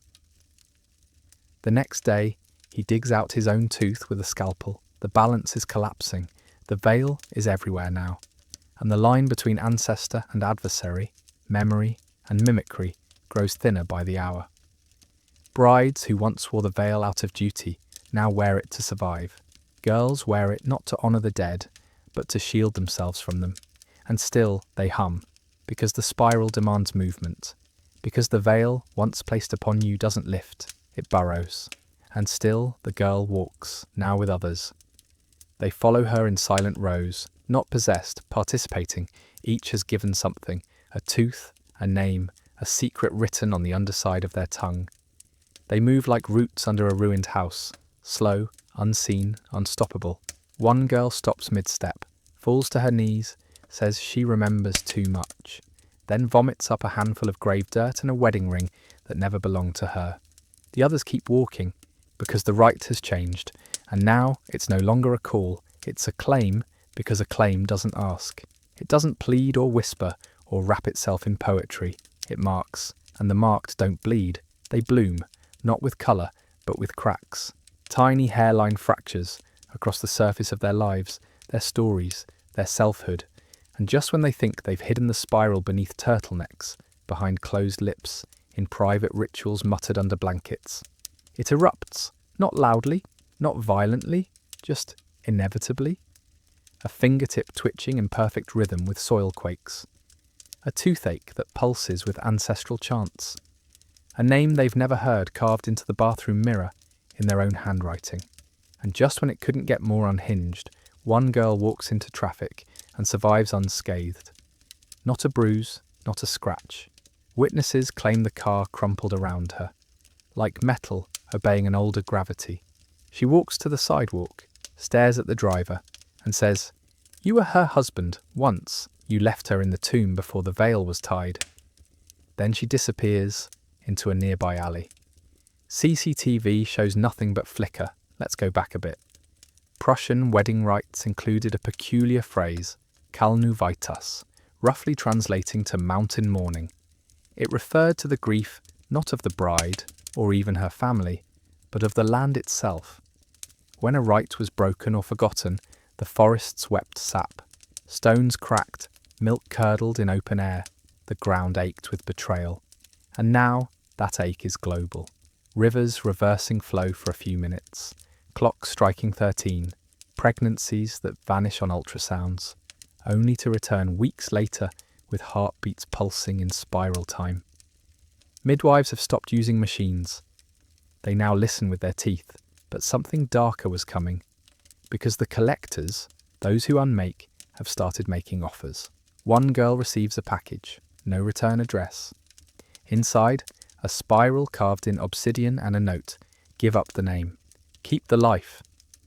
Another is handed a coin at a bus stop by a stranger, who disappears before she blinks. The coin hums in her pocket and leaves burn marks on her thigh. She spends it, not knowing why, on a cup of milk she doesn't drink. That night, she dreams of drowning in a well filled with veils. One veil wraps around her throat. The rest whisper, "Let go." Some are starting to accept, because remembering hurts, because to carry the line is to carry the grief of every forgotten bride, every stillborn messenger, every scream stifled beneath the linen of shame and rot and holy fire. One woman digs up her own backyard and finds a jawbone, human, female, teeth cracked from biting something hard. She doesn't report it. She places it under her bed and doesn't speak for a week. When she finally does, it's in rhyme, and the rhyme contains names. Names of girls who haven't been born yet. The spiral is no longer content to be drawn. It is breeding.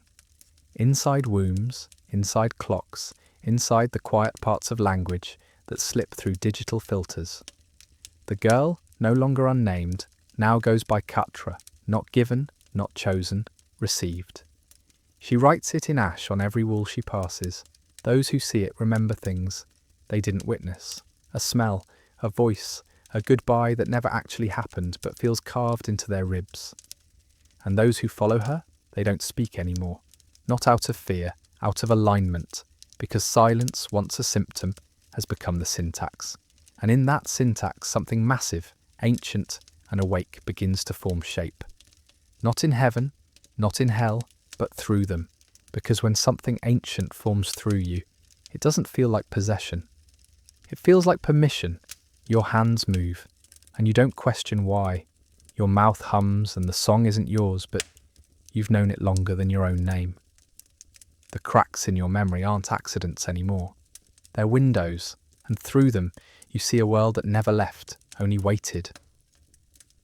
The veil doesn't cover your eyes. It reveals what your sight could never bear, that every silence you inherited was once a scream someone buried for survival.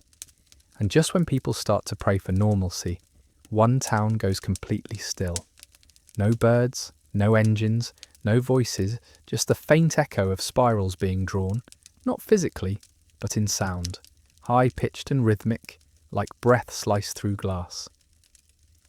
Residents begin disappearing, not all at once, not violently, just fading, clothes on the floor, phones still recording, half-written texts where the final letter trails off, as if their hands forgot how to finish thought. One child is found in the middle of a playground, eyes wide, lips cracked. She whispers, "They came singing. I stayed listening." Let's go back a bit. In old Prussian folklore, veil bearers were never meant to survive more than a season. Once the ritual was complete, once ancestor and bride merged, the vessel would be laid in a stone cradle, deep in the forest and unspoken forever. This was not punishment, it was containment, a way to preserve the hum without letting it spill across the generations. But no one is doing that now. The line has no keepers. The ritual has no end, and the vessels are multiplying. Katra, who began as a question, now walks with hundreds behind her. Girls of every age, skin, language, veiled in paper, in feathers, in blood, some barefoot, some wrapped in cloth soaked in breast milk and fire ash. They don't chant, they vibrate. Their presence bends electronics, wilts flowers, cracks windows in religious buildings. And when one of them dies, because bodies are still mortal, they do not bury her. They burn her bones into ink and draw her memory into spiral cloth, then pass it from hand to hand until every one of them bleeds just a little. But something darker was coming. Because for all its beauty, the line is not benevolent. It's not evil either. It's hungry. And hunger doesn't care who you are, only what you carry. A child born with no spiral mark is taken from the hospital in silence. The security footage shows nothing, just the screens going black for 13 minutes and returning to normal with one less file in the birth registry.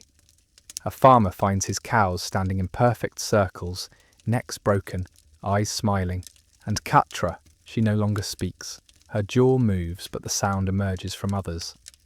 A woman in Croatia begins coughing blood that stains in spiral patterns.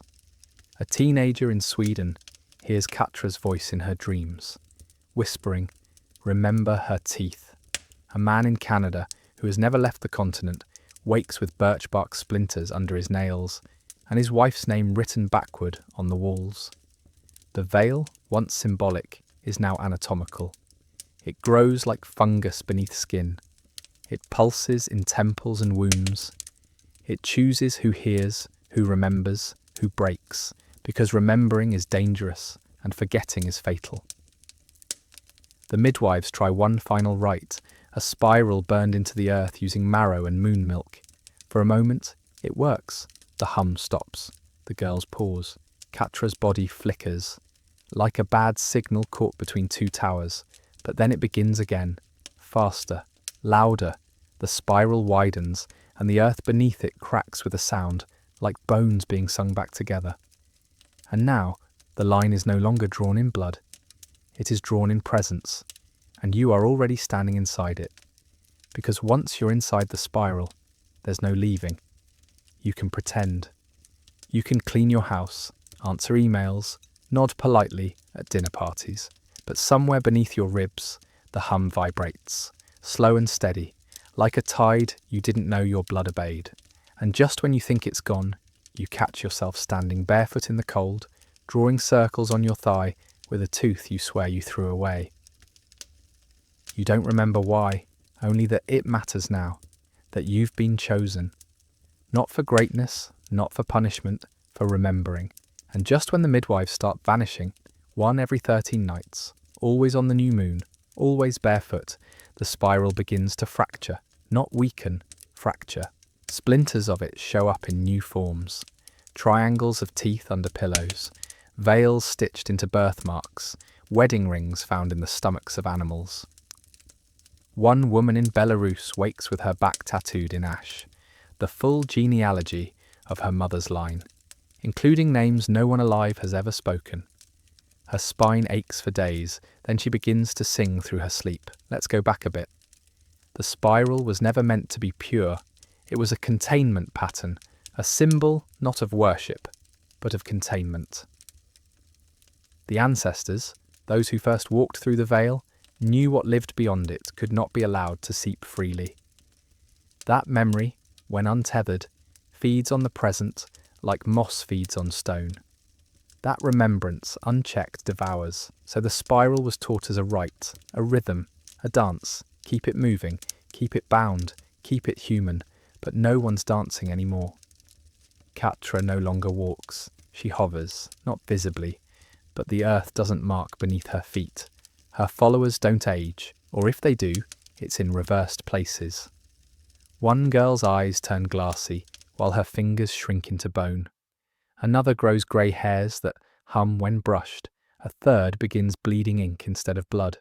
When burned, it smells like milk and grief. And then the break happens. In Prague, 13 spiral bearers enter a cathedral. They don't speak, they don't vandalise, they sit for hours, humming, just humming. By the time they leave, every statue of Mary has cracked, not shattered, but smiled. A local nun, aged 93, goes blind staring at them, her final words before silence. We buried them wrong, we prayed in the wrong direction. But something darker was coming, because the spiral, now fractured, wild, viral, begins birthing new languages. Not spoken, not written, felt, tasted. A boy in Finland licks a tree and bursts into tears, remembering a wedding he never attended. A woman in Estonia touches a stranger's hand and sees her own stillbirth in reverse, the child laughing before vanishing into her breath. A man dreams of a wedding where the bride marries her own reflection, and the veil weeps. And Katra, she isn't Katra anymore, she is many. Her face flickers, shifting through centuries of brides, mothers, stillborns, sisters, all layered into one presence. Her voice emerges from animals, from songs, from the way wind cuts through ruins. One night, she stands in front of a museum and lifts her hands, not to curse, not to beg, but to offer. Bones fall from her sleeves, not broken, polished, smiling, each with a name, names you recognise, though you've never said them aloud. The veil is now air, the spiral is now instinct, and what comes next is not horror, it's heirloom, a gift too heavy to carry, too sacred to reject. And you, yes you, feel it now, in your throat, in your breath, in the way your fingers itch when you hear the word bride, because the line doesn't end, it multiplies, and it has always, always been waiting for your turn, because the line, once whispered through womb and veil, now sings in the open, and no one can stop it. Governments try to suppress it, label it mass hysteria, fringe cult behaviour, psychogenic contagion, but their own agents start waking with ash under their nails, spiral bruises on their thighs, wedding oaths etched into the soft tissue of their gums. A general orders the arrest of a spiral procession in Warsaw. By morning, he's weeping at his desk, clutching a photo of a woman he swears he never met, but loved across 3 lifetimes. And just when they try to silence the spiral with science, it evolves. A neurologist scans the brain of a girl who's been humming the same 4 notes for a month. The scan shows 2 brainstems, one modern, one pre-modern, overlapping, synchronizing. The second one pulses in time with her heartbeat. He quits the next day and goes missing a week later. His house is found covered in teeth, all child-sized, all smiling. Let's go back a bit. There's an outlawed Prussian prayer, forbidden even among the veil keepers. It was called the asking, said only when a bride was forced into marriage against the veil's will. The words, never written, only recited, were known to unmake weather, unsettle crops, unravel sanity. It was meant to break the spiral, to free a girl before she became a vessel, but the asking always came with cost. If you asked to be unclaimed, someone else, somewhere, would be claimed in your place. No exceptions. Balance above all. And now, in this fractured ritual gone viral, the asking begins again. A girl stands before a mirror and whispers, "Not me." The lights flicker. Across the country, a newborn chokes on air despite healthy lungs. The spiral burns itself into the floorboards of an orphanage. In one case, a woman coughs up an entire veil, woven from hair and smoke and memory, then goes mute. She never speaks again, but her shadow moves differently from her body. But that wasn't even the worst part, because now, even the dead aren't safe. Graves open, not dug, opened, as if politely lifted. Bones found rearranged in ritual circles, skulls placed at the foot of trees, each humming when touched. One archaeologist discovers a burial mound in the shape of a spiral, untouched for centuries, and inside it, the corpse is still breathing. Not alive, not rotting. Breathing, rhythmic, slow, like someone dreaming beneath the veil of time. Katra, or what's left of her, stands at the edge of this spiral. She holds a bundle of veils in one hand, and in the other, a rib.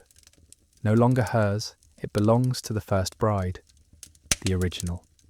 The unnamed root of this spiral, this memory, this curse.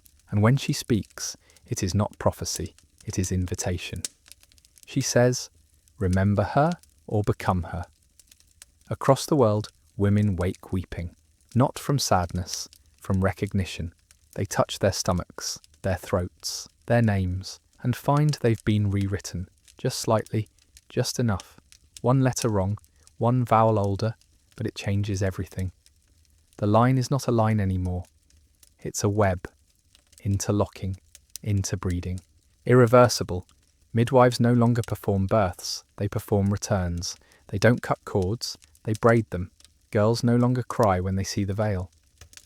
They open their mouths and breathe it in like steam from a forgotten soup. And the spiral, it begins appearing in the sky. Not clouds, not planes, just absence, light that bends inwards, stars that disappear, the heavens forming shapes they were never meant to hold, because now the veil has no outside, and you're already inside. You just haven't remembered yet, because the forgetting was never real. It was staged by time, by shame, by those who feared the spiral's appetite more than they feared the dead. But fear doesn't erase, it ferments. And now, the veil peels back not with fire or war or apocalypse, but with recognition, little things. A girl wakes up knowing a lullaby her grandmother never taught her. A man tastes ash in his mouth every time he lies. A child insists her birthday's wrong and refuses to blow out candles until someone whispers the name Austagia. And just when the world thinks it can contain it with surveillance, pattern detection, AI-generated religious protocols, the spiral adapts. It shifts form, becomes symptom, not data. A woman starts coughing only during moments of silence. Each cough releases not phlegm, but fine grey dust, tested, analysed, carbon dated to 1100 AD. A teenager develops hives in perfect spiral patterns every time she hears bells. A train conductor begins hearing wedding chants in the screech of metal on tracks, words that aren't his but come from his mouth anyway. Let's go back a bit. The reason the spiral was feared by the Prussians wasn't because it connected them to the dead, but because it connected them to each other. Too well, it dissolved individuality, bound memory like roots in a drowned forest. When a bride stepped behind the veil, she became every bride, every ancestor, every grief carrier who had ever worn that linen. And in doing so, she forgot herself. It wasn't death, it was absorption. The spiral devoured ego like rot devours fruit. And now, ego is collapsing again. But something darker was coming. Because the veil isn't just merging brides, it's merging timelines. A historian opens an old monastery text and finds the last page still warm. Not metaphorically, physically warm. Fingerprints fresh. DNA results suggest a match with a girl born next month. Cities begin overlapping. People report seeing ancient churches that don't exist anymore, flickering in and out between traffic lights. A woman in Romania opens her freezer and finds a birch scroll soaked in milk. She reads it aloud without knowing the language. Her reflection changes shape. She doesn't scream, she bows. Katra now walks backwards, always, not because she's possessed, because she's returning forward. Those who follow her begin aging strangely. Infants develop cataracts, but speak fluent Prussian. Elders lose wrinkles, but forget their grandchildren. One woman loses her reflection entirely. She brushes her hair and watches someone else's hand mimic the motion in the mirror. Someone younger, someone veiled, and the collectors, they've stopped collecting, because there's nothing left to hide. Every grave is now a window, every name a seed. The spiral blossoms not in soil, but in remembrance. It flowers in photographs that change when you blink, in lullabies that rhyme across languages, in the shiver that runs down your spine when a stranger says your name, and it feels like someone calling you home. Not in this life, but one you buried. Now comes the preparation. The brides are gathering, not for marriage, not for sacrifice, for convergence. They no longer hum, they breathe in chords, harmony so deep it rearranges weather patterns. Their presence flattens time.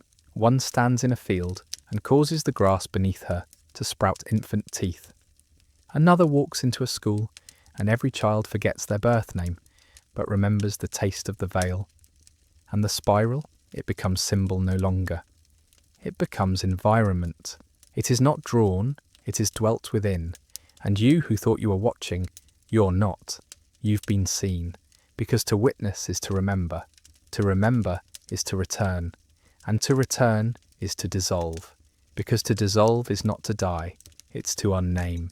To soften the borders that separate self from story, body from memory, time from blood. You become something poured, not shaped, and just when it couldn't get more unsettling, the last clocks stop. Not all at once, that would be comforting. No, they falter, 1 second too long, 1 tick too soon. Entire towns begin running 5 minutes behind, then 13, then not at all. The sun sets, but shadows move the other way, and in the silence between seconds, something breathes, and just when people beg science for a rescue, for data, for maps, for anchors, they're handed spirals. Spirals in test results. Spirals in heartbeats. Spirals in the flicker of fluorescent lights. A physicist records the sound of black hole radiation and plays it backward. It hums in the same 4-note pattern heard in the veil processions. She resigns the next day, cuts her hair, and walks barefoot into the woods. No one follows. But every fox in the region disappears the same night. Let's go back a bit. The Prussian veil wasn't just fabric, it was coded grief, woven from birch fibres soaked in bone milk and braided with teeth of the stillborn. It was a language, one that could be read, if you knew how to see memory as texture. Girls trained for years to learn its threads, memorizing loss not in poems, but in fibres. And those who failed, they were not punished. They were veiled early. Their minds weren't allowed to unravel on their own, but something darker was coming. Because now, the veil is writing back. People report veils forming in their sleep, made from their own skin. One man wakes up with a veil stitched into the lining of his stomach. He doesn't feel pain, only hunger, and when he eats he can taste his great-grandmother's wedding. A bride in Dublin faints mid-ceremony. Her veil melts into steam and whispers 13 names, all of them stillborns from an ancient Prussian bloodline. She never speaks again, but her shadow now sings. Katra, if that name even still fits, becomes location. She is no longer a person, she is a convergence point. A pulse. Girls gather around where she was last seen and fall into trances. They begin moving like the old dances, the spiral ones, designed not to entertain, but to anchor. But their feet leave no prints, only spirals of burned grass. Birds fly in reverse, pregnancies shorten, teeth fall out of infants, and new ones grow in, black, curved, engraved with tiny symbols, only visible under bloodlight, and then the rupture. A bride somewhere in Germany refuses the veil. She laughs. She spits. She breaks the spiral mid-chant and shatters her own jaw to silence the hum. For a moment, the world pauses, and the veil screams. Not out loud, inwards. Every mirror warps, every clock bleeds sand, every spiral turns not clockwise, not counter, but inward, inward, folding on itself until reality pulses like a dying lung. Katra flickers. Her eyes go blank. She opens her mouth, and instead of word, smoke.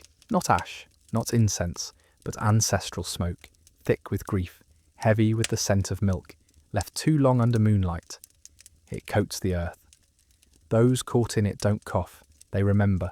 Not lives, not names, choices. The one they made to forget, the one they made to veil, the one they made when they walked away. Because now the spiral isn't just calling the brides, it's asking a question. Who left her there? And as the veil shivers and splits, the answers start to surface, because the spiral doesn't forgive, it records.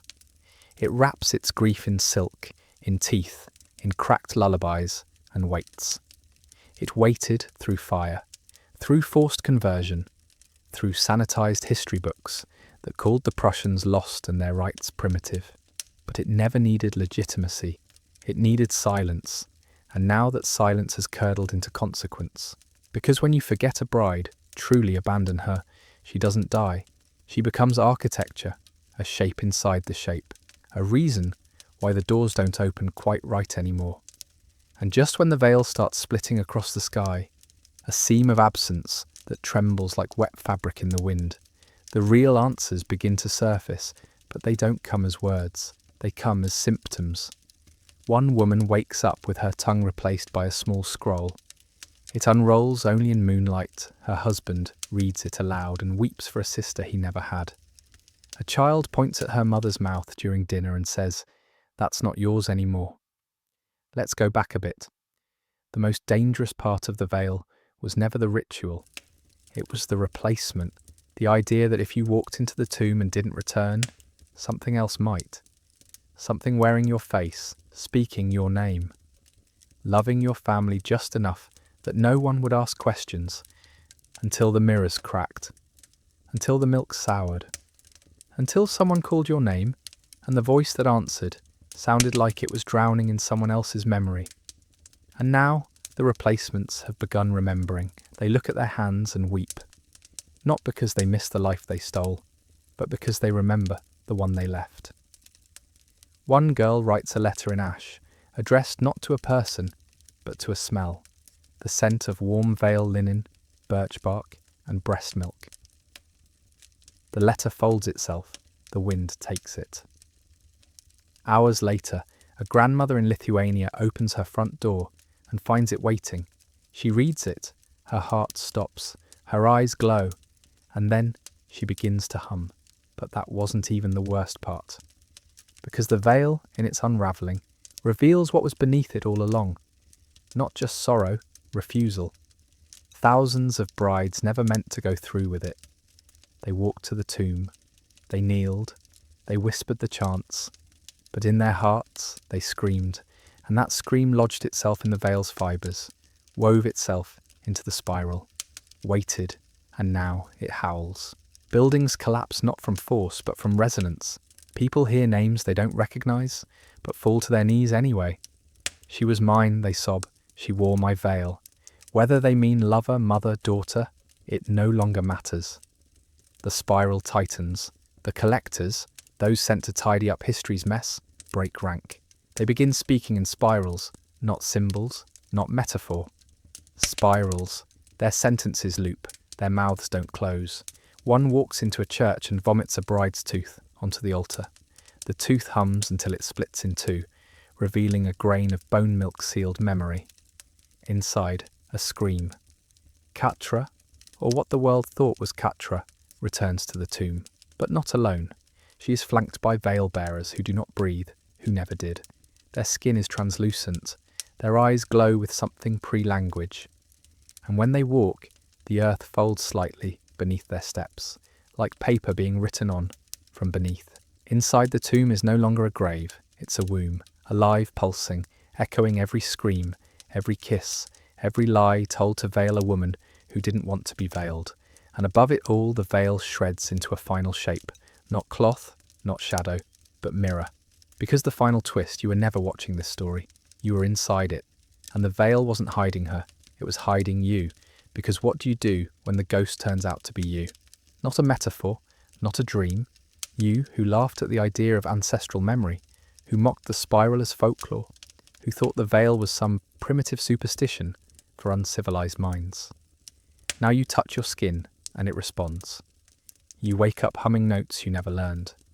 You look in the mirror and, for just a breath, you see her face. The bride. The one they left, and she's not angry. She's just waiting, because she remembers. And now, so do you. And just when the final veil dissolves, the tomb exhales. It's not dust or mist or revelation that spills out. It's names.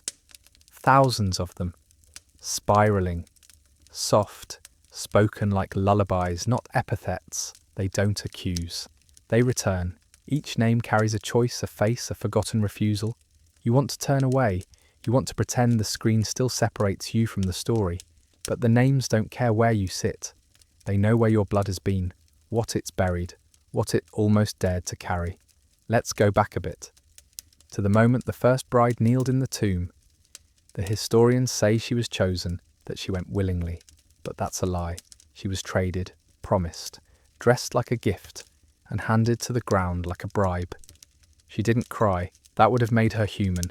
Instead, she bit her lips so hard. It bled. That blood touched the veil. That veil touched the bone.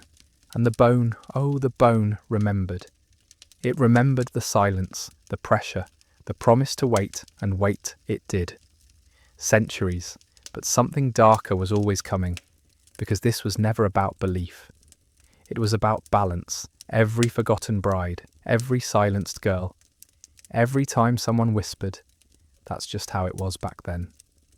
The spiral recorded it, not out of spite, but out of duty, to preserve truth, when memory became inconvenient. And now that truth spills from every crack, in birthmarks, in forgotten songs, in the way a mother hums to a child she never wanted, but swore to love anyway. The tomb cracks open, not violently, like a fruit overripe, inside the veil, not a piece, not a relic, the original, still pulsing, still warm, still unfinished, and someone has to wear it. Not because they're chosen, because they choose. You hear the hum now, don't you? Not in the air, in your bones. The pressure behind your eyes. The spiral your fingers trace without thinking. You thought this story was about Prussian brides, about rituals, about them, but it's not. It never was. It's about inheritance, not the kind passed down in wills. The kind etched in blood, in bone, in silence. The kind that skips generations only to roar back louder than ever. The kind that asks, who do you remember? Who did you forget? And what will you do now that the veil has named you too? Because the hum doesn't stop, the spiral doesn't close. And Katra, she is already part of you. Maybe she always was. They say memory is survival, but in this story, it's the curse, the wound, the gift, the mirror. So when you dream tonight, if you dream, and you see a veil floating in the dark, don't look away. Don't ask what it wants, you already know. It wants you to finish the spiral, and it will wait, patient as ever, in that cold, humming tomb, just like she did, because someone always has to kneel. So the question isn't, will you? The question is, who will you become after you do?